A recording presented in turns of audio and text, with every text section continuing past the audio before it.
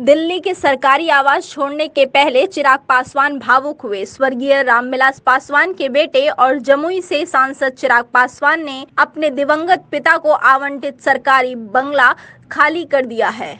इस दौरान उन्होंने कहा कि आज नहीं तो कल ये होना ही था। हमने कभी भी ये मांग नहीं की थी कि ये बंगला हमेशा के लिए हमें दिया जाए, लेकिन कसक यही है कि मैं 2 बार का मेंबर ऑफ पार्लियामेंट रहा हूँ। एक दूसरा घर मुझे दिया जाना चाहिए था, लेकिन ऐसा नहीं हुआ। चिराग ने कहा, बस ये जो तरीका अपनाया गया है इससे ऐतराज है। ये बात जरूर है कि मेरे पिताजी की बहुत सारी यादें इस घर से जुड़ी हुई हैं। चिराग ने कहा कि जिस तरीके से मुझे घर छोड़ना पड़ रहा है उस तरीके पर मुझे थोड़ी आपत्ति जरूर है। मेरे पिताजी के समय से ही उनके साथ काम करने वाले करीब 100 लोग यहाँ रहते थे। उनके लिए जो बन पड़ेगा वो जरूर करेंगे। बंगले को खाली कराने के लिए केंद्र सरकार ने एक टीम भेजी थी। 12 जनपद बंगला केंद्रीय मंत्रियों के लिए निर्धारित है। ये घर लोक जनशक्ति पार्टी का आधिकारिक पता भी रहा है।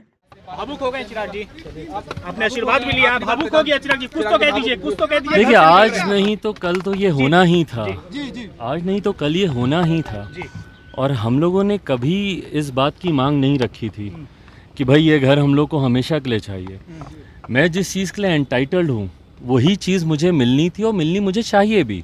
तो हम लोगों ने आज तक कभी भी बातें हुई, कन्वर्जेशन से एक्सटेंशंस जब तक मिलता रहा हम लोग आगे इसमें हम लोग रहते रहे।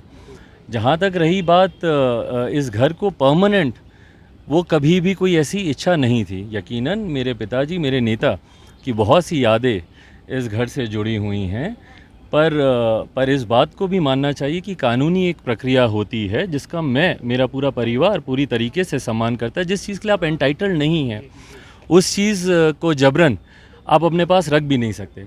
हाँ, तरीके से मैं ज़रूर थोड़ा सा निराश हूँ।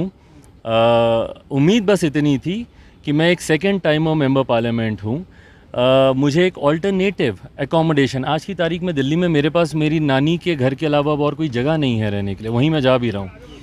तो एक ऑल्टरनेटिव एकोमोडेशन अगर मुझे दिया जाता, दुख मुझे इस बात की ज़रूर है कि भाई मैं अकेला ही नहीं, मेरे साथ कम से कम मेरे पिताजी के समय से काम करने वाले लगभग 100 के करीब उनके साथी, उनके मदद करने वाले, उनके समर्थक जो इसी घर में ही रहते हैं। तो ये यकायक ऐसा फ़ैसला करने से ज़रूर उन सब के भी जीवन में कठिनाइयाँ बहुत ज़्यादा बढ़ गई हैं। बहरहाल मैं उम्मीद करूँगा कि मैं जितनी उनकी मैं मदद कर सकूँ मैं मदद करूँगा। बट कानून का, जैसा मैंने कहा, मैं सम्मान करता था, मेरा पूरा परिवार सम्मान करता है। आज नहीं तो कल हम लोग को ये खाली करना था। बस सिर्फ तरीके से थोड़ा सा मुझे एतराज़ है, बाकी कोई दिक्कत नहीं है।